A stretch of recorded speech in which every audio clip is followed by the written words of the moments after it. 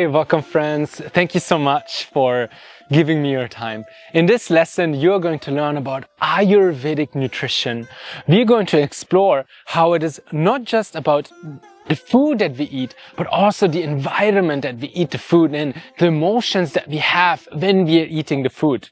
We're also going to explore what is the deeper meaning of nutrition in Ayurveda. Because Ayurveda, it's not just about counting calories and fats and proteins and macronutrients, but it is actually about understanding tastes. So we're going to explore the 6 tastes in more depth and how they affect the 3 doshas, Vāta, Pitta and Kapha. At the end of this video, you will know what to eat for your unique constitution, and you will know what to eat for the emotions that you're experiencing at any time and how to bring them back into balance.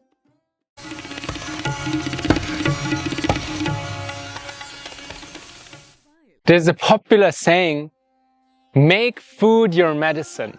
Otherwise, medicine will become your food. We should really take this to our heart. Every moment we eat, we have an opportunity to bring nourishment to our system, to bring balance and harmony to our system. Our kitchen cabinet, it is like our apothecary, it's like our pharmacy.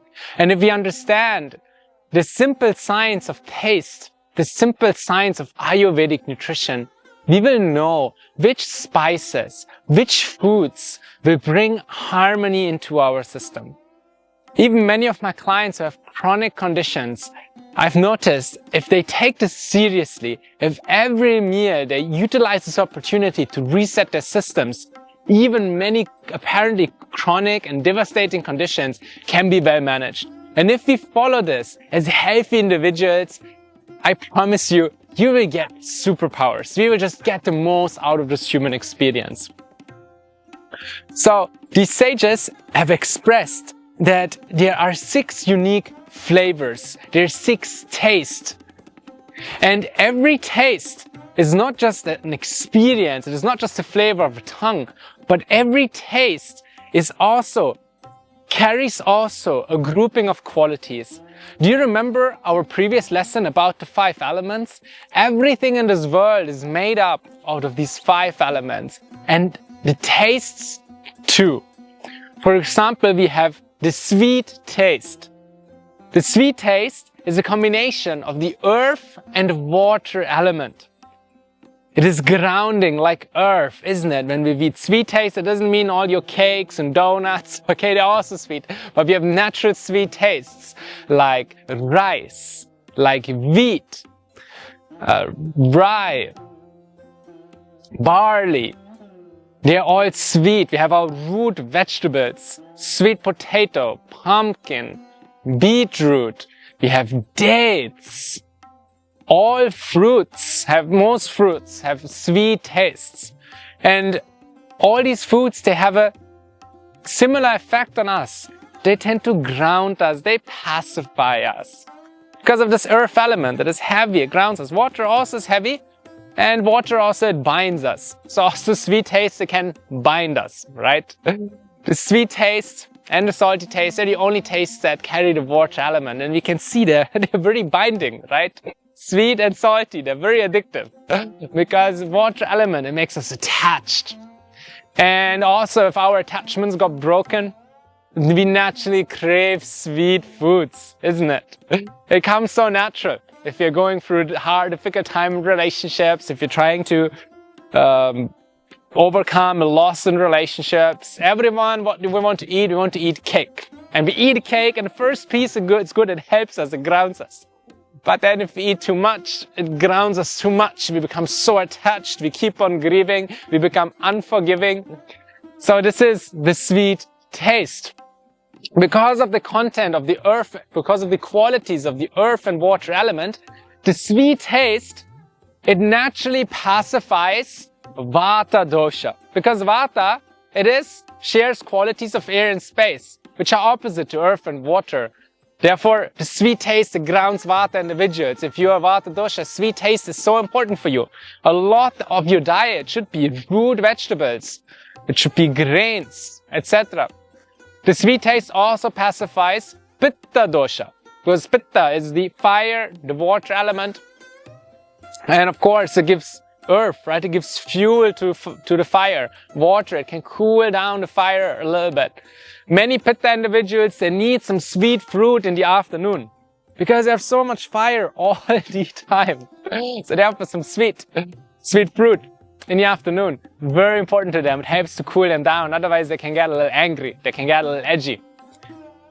But Kapha individuals who naturally have the qualities of earth and water, they don't need too much sweet because they're already heavy. They're already grounded. They don't have to be more grounded. They're already loving and kind, right? Sweet taste gives us kind words. In India, there's this saying that the Brahmins, they should eat a lot of sweet because it gives them a sweet tongue.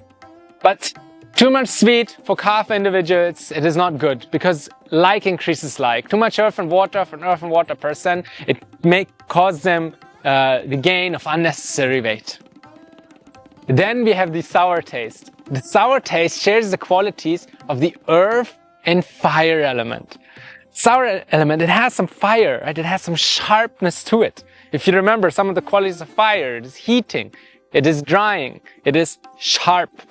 So also sour foods, they're sharp, they're very penetrating.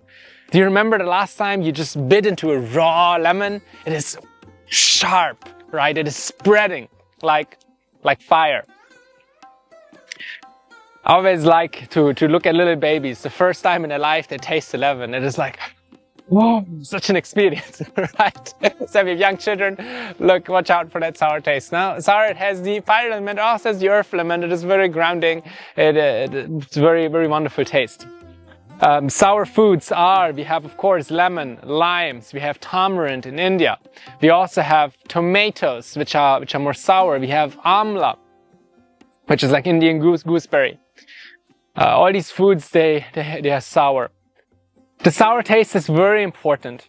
The sour taste is that which gives flavor to foods. If we cut out all sour in our diet, food will taste much more plain. That's why we like to add some lemon or some lime on our food. This is why everyone loves tomatoes, because we add tomatoes to food, they give it so much flavor. Just imagine eating pasta, which is sweet, with salt, which is salty, but then the sour taste with it, the little bit of tomato sauce, it just makes it so nice. So considering the qualities of earth and fire, the sour taste also balances Vāta. Because earth, it grounds Vāta. Fire, it heats up Vāta. We don't want too much sour taste, otherwise it can dry out Vāta. But in general, we need some sour taste in the Vāta pacifying diet. However, the sour taste does aggravate Pitta, because Pitta dosha has fire already. So eating more sour, it is like putting more fire into our body. And therefore, many people who have Pitta prakriti or Pitta vikriti, if they eat tomatoes, it can really aggravate them. If they eat even too much lemon, it can aggravate them. Lime is fine for Pitta, that is a different story. Too much tamarind as well, that is a problem for them. So if you're a Pitta individual, cut down a little bit on the sour tastes. They're not so beneficial. Of course, other sour foods, we also have yogurt, buttermilk, they're all on the side, they're all a little bit more sour. Kapha individuals are aggravated by the sour taste, because the sour taste carries the earth element, like Kapha individuals who have the earth element. So therefore for them as well, we don't want too much sweet, we do not like too much sour. And then we have the salty taste. Salt shares the qualities of water and fire. You can see salt in our body, it retains water. Salt also, it heats up the body, it dries up the body. So it is an excellent taste for Vāta individuals, because these qualities of water and fire, it is exactly what water needs, being air and space. It is very soothing. Many people often ask me about salt, which salt to take. In our modern culture, often we can see that even something as simple as salt is so heavily processed. So of all salts, rock salt is very highly regarded in Ayurveda.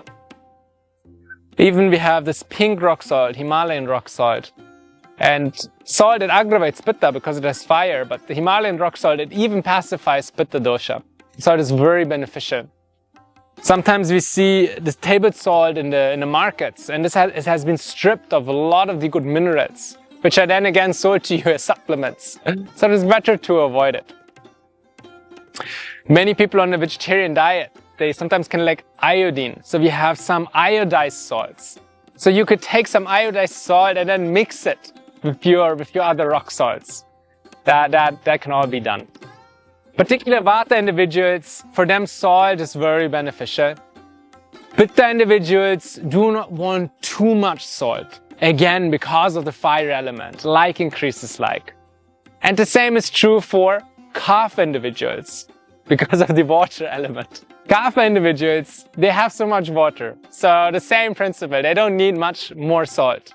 Kapha individuals have a lot of weight. They're already holding on to water, right? Kapha individuals, sometimes they can fast for 3 days and then they drink a little bit of water and then they gain weight just because of that water. So imagine having too much salt in their diet. It is not beneficial. Here we can observe a really interesting pattern, and that is that Vata individuals, they are pacified with sweet taste, sour taste, and salty taste. Kapha individuals have function completely opposite. They are aggravated by sweet, sour, and salty. Because Kapha dosha is so opposite to Vata. But we can see in our modern culture, modern world, it loves the sweet taste. It loves the salty taste. And even sour is so popular, which are all free tastes that increase Kapha dosha unnecessarily. And therefore we see in our modern world there's so many Kapha diseases. In the ancient scripture, in Charaka Samhita, there are about 80 Vata disease, about 40 Pitta disease, and 20 Kapha disease. So there's a much greater proportion of Vata disorders. And there's not that many Kapha disorders in the ancient days. But in our modern world, we see such an increase of Kapha. So much metabolic disorders, so much problems with obesity, etc. So many problems with the heart, with blood pressure, etc. And one reason is that our modern diet is too sweet, too sour, and too salty, which all aggravate Kapha, which is also making everyone like zombies. Too very sedated. They're very sedating taste as well, because they increase Kapha. They aggravate Kapha. They can ground us down too much. So be mindful of this, especially if you're buying your food in the supermarket. Most foods, they have too much added sugar, they have too much added salt, and yeah, the sour taste, all these additive flavors, etc. that we have as well, artificial sour taste. Then we have the pungent taste. Of course, the pungent taste shares qualities of the fire element. And then we also have air. Just think of a chili. A chili is the best example of the pungent taste. We have the fire, that's why often chilies are red. And even if they're green, we have the fire in our mouth, the sharp taste. And we can see that chilies often, they crack, right? We can just crack them and there's this cracking sound. Why does it pop? Because there's air inside. The same like our joints pop if there's air inside. And the same like a salad pops because there's also air inside. So other pungent foods, of course, are ginger, pepper, even capsicum is slightly on the pungent side. Radish is pungent. And the pungent taste is very important. It's very good to have in our diet, especially if we need more heat, if we need more fire. Vata individuals, they can get aggravated by the pungent taste because of the air element, right? There's this air quality in the pungent food, this dry quality, this mobile quality, right? We eat the chili and we just run a little bit. They make us more mobile, more active. And therefore the pungent taste, it can dry out Vata. It can aggravate them and can make them too mobile, too airy. The pungent taste also aggravates Pitta, for obvious reasons. If a person's already very fiery by nature, they might love spicy food. Some do, some hate it. But it's not good for them, because like increases like. Kapha individuals, they very much benefit from the pungent taste, because they often have slower digestion, slower metabolism. So the fire, it ignites the engine, and the air, it gets them moving. If you ever have study fatigue, and maybe you're preparing for an exam, or you have a project you're presenting to your boss and you need to be sharp, you need to be switched on, just eat the chili. Try it out. You eat the chili, it wakes you up. It will wake us up. It will make us more aware. However, too much pitta, too much fire, right? Too much spicy taste, it will unnecessarily increase pitta, it will aggravate pitta, and then we can get pitta problems such as anger, such as we can become cynical. We might get a sharp headache because the system's just overheating. Especially I've noticed in India, and my respects to all the people from Bharat, but my respects to all people on this planet. Often there's too much spice in the food, and it's not good. It is not good. Too much spice, too much heat, it upsets our stomach. Chili is actually not native to India, by the way. All spices also share a little bit of the pungent taste, like cumin, coriander seeds, fried. So mustard seeds, they all help with digestion. A little bit of heat in the meal, a little bit of chili can also help to kill bacteria in the meal. But too much spice, it is not good for anyone. It also increases the more of passion. It will make us more agitated. It will make us more reactive. And then we have the bitter taste, Tikta. The bitter taste shares the qualities of the air and space element. Air and space, they're both very subtle. So also the bitter taste, even though not the subtle taste at all, it is said to increase the subtlety in our mind. It is very common in many ashrams in India that the guru, he gives his disciples some extra bitter foods to help them increase their vows of brahmacharya, to help them to increase their spiritual vision. Air, it has a drying and cutting quality. So also the bitter taste, it is drying, it is cutting, it is said to just take away our doubts and our illusions. The bitter taste is an amazing purifier. The bitter taste in Jyotisha, in astrology, is connected to Mars. So the bitter taste, it is like this warrior, the army in our body that is fighting against all the invaders and disease. So the bitter taste is extremely important to help and purify our body and mind. Many natural antibiotics, such as neem, have a lot of the bitter taste. The bitter taste, however, can aggravate Vāta, because Vāta is air and space, and the bitter taste is air and space. Maybe that's why Vāta people sometimes can be a little bitter. Just a joke. I love Vāta people. They have a great sense of humor. Bitter can aggravate Vāta for this reason. Bitter taste can make us feel lonely. It can make us feel isolated. And sometimes it's good, right? We like to have a healthy desire for solitude. When we are alone, we're more likely to connect with the vast space, with the ether, the universe, the Akashic records, however you like to call it. So that is the benefit of the bitter taste. That's the benefit of the air and space element. But sometimes it can get a little bit too much, particularly for Vāta people. So if you're a Vāta person and you're into yoga and you're just eating salads all the time, that could be a problem. Bitter foods, they are all your greens. All greens have a bitter taste, for your information. In particular, my favorites are, of course, neem. Neem is a fantastic bitter food. I also love Kerala, which is bitter melon. The other bitter foods are as well asparagus, broccoli, spinach, silver beet. All of these foods are bitter. Spirulina as well. Everyone now loves spirulina.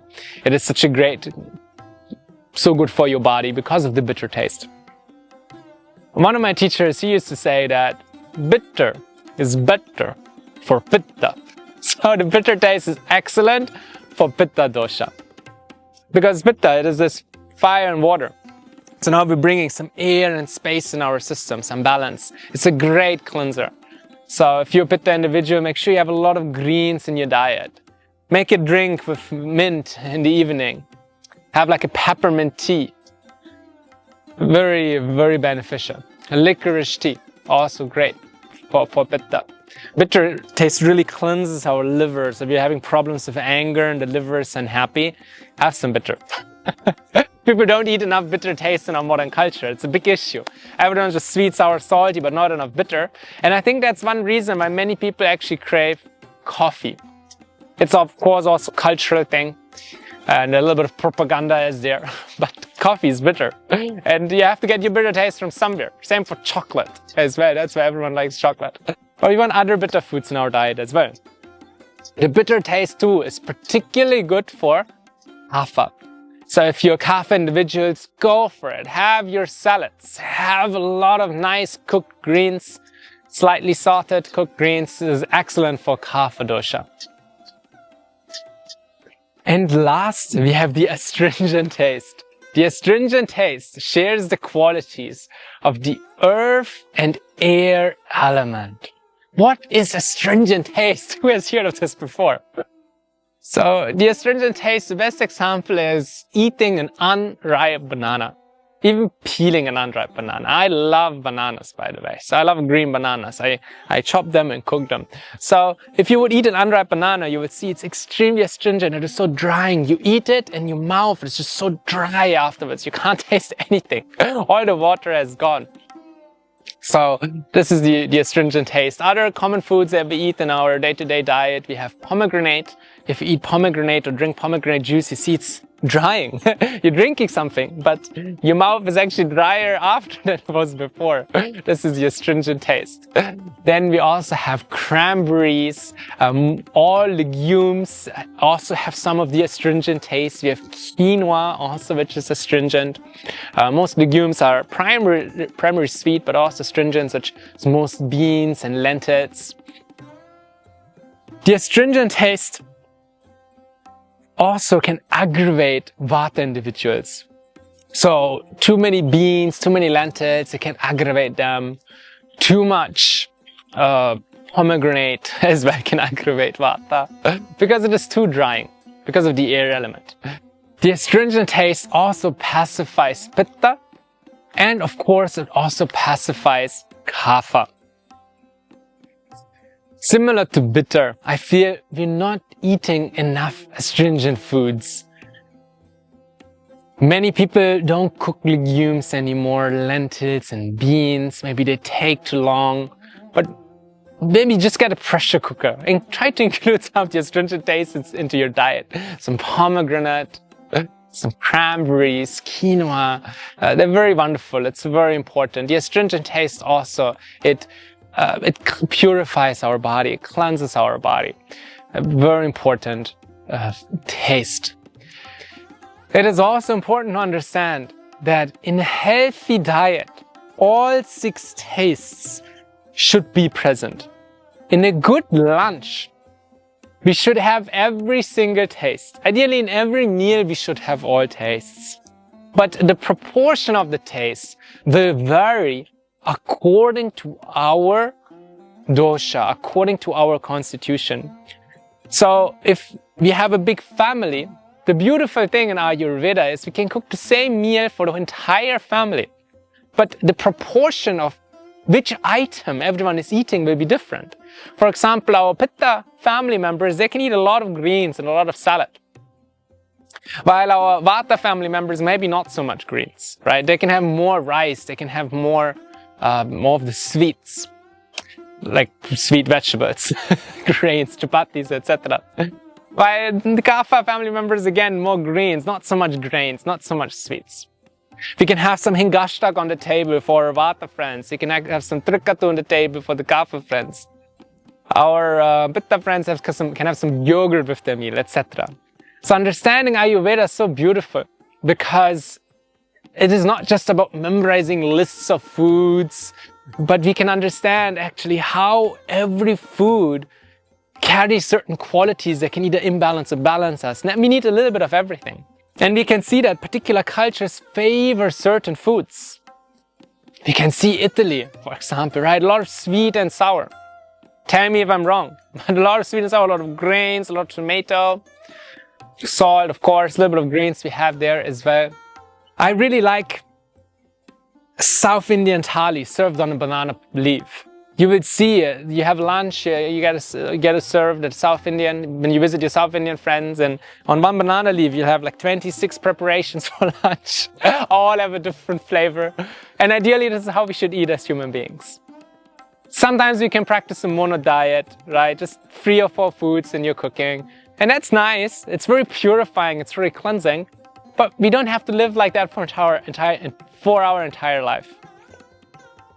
Variety is the mother of enjoyment, and if we enjoy our foods, if we like them, then we're going to digest them better.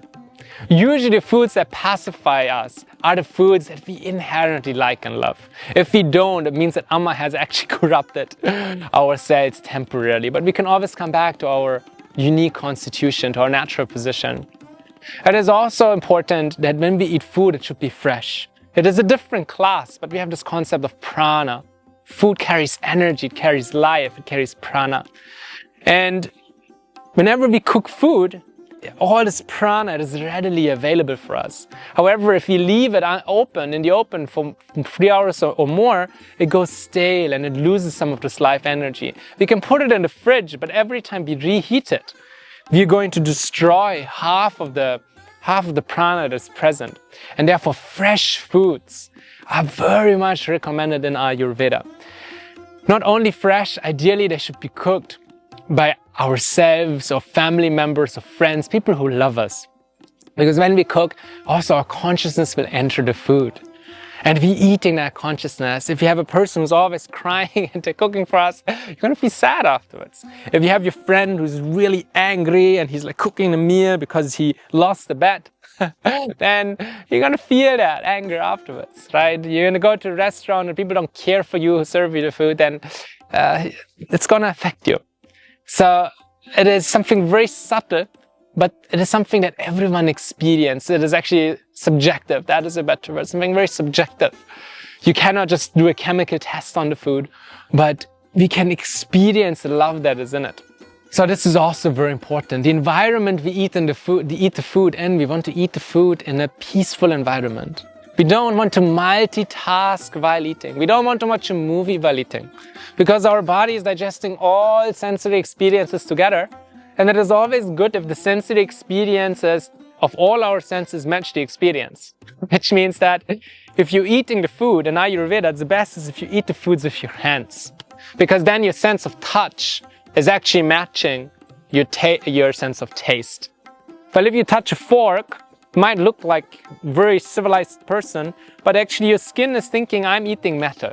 While your mouth is thinking, I'm eating food. It's such a confusion. And if your skin touches the food, especially if it's nice, warm and hot, your fingers can see the consistency of the food, and your stomach will start preheating. Your mouth will start creating saliva to digest the meal. There is a medical benefit from eating with your hands. And then if you don't watch television, you can also hear the food a little bit. You can hear it as you chew it. And hearing that will also help in digestion. And actually, if you properly chew your food, there's no fixed number, but maybe 32 times per bite, then you're actually loosening up the earwax in your eardrums that are blocking your eardrums. And then the next day when you shower, hopefully you clean your ears, you'll have clean ears. Did you know you can have clean ears by eating properly? So that is, all these things, they're very true and they're very important. Even better, before we start our meal, if we can have 1 minute of silence, 10 seconds of silence, 5 breaths of silence, and have gratitude. And if we can eat our meals with gratitude, we have some different lessons on yoga philosophy and yoga therapy, and gratitude is one of the most powerful emotions that can heal so much of our affliction. So if we eat with gratitude, wow, our entire life will be changed. Thank you so much for watching. It was a pleasure to be with you. we are going to continue our next lesson about Dinacharya, which is the heart of Ayurveda. So I'm really looking forward to seeing you soon. Have a blessed day. Namaskar.